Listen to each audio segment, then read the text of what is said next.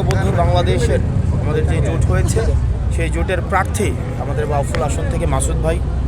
আমরা ভাইয়ের আসনে এসেছি আমাদের যেই দুর্নীতির বিরুদ্ধে যে আমাদের যেই একটা সামগ্রিক যে একটা প্রয়াস রয়েছে দুর্নীতির বিরুদ্ধে, সংস্কারের পক্ষে, আধিপত্যবাদের বিরুদ্ধে আমাদের যেই একটা সমন্বিত যেই লড়াই আছে, আমরা সেই বার্তাটাই হচ্ছে জনগণকে আমরা দিতে চাই যে আগামী নির্বাচন হবে দুর্নীতিবাজদের বিরুদ্ধে, আগামী নির্বাচন হবে আমাদের সার্বভৌমত্বের পক্ষে, সংস্কারের পক্ষে, আধিপত্যবাদের বিরুদ্ধে।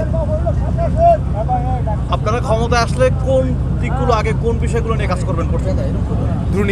দুর্নীতির প্রতিরোধ, কারণ বাংলাদেশের যদি মানে real root of all problems is corruption. যত আপনি হচ্ছে ধরেন করাপশনটাকে যদি আমরা নির্মূল করতে পারি, চাঁদাবাজি যদি আমরা নির্মূল করতে পারি, তাহলে জনজীবনে হচ্ছে আমাদের অর্থনৈতিক যে জায়গায় সেটাতে গতি সঞ্চার হবে এবং আমাদের প্রত্যেকটা কাজের মানে এখনও পর্যন্ত এই দুর্নীতিটা হচ্ছে প্রধান সমস্যা হিসেবে আবির্ভূত হয়েছে। এই বিষয়গুলো নিয়ে আর এই আমাদের যে ইশতেহার বা এই বিষয়গুলো নিয়ে আমাদের সামগ্রিক পলিসি, আমাদের টিম ইশতেহারগুলো নিয়ে কথা বলবেন, আলোচনা করবেন।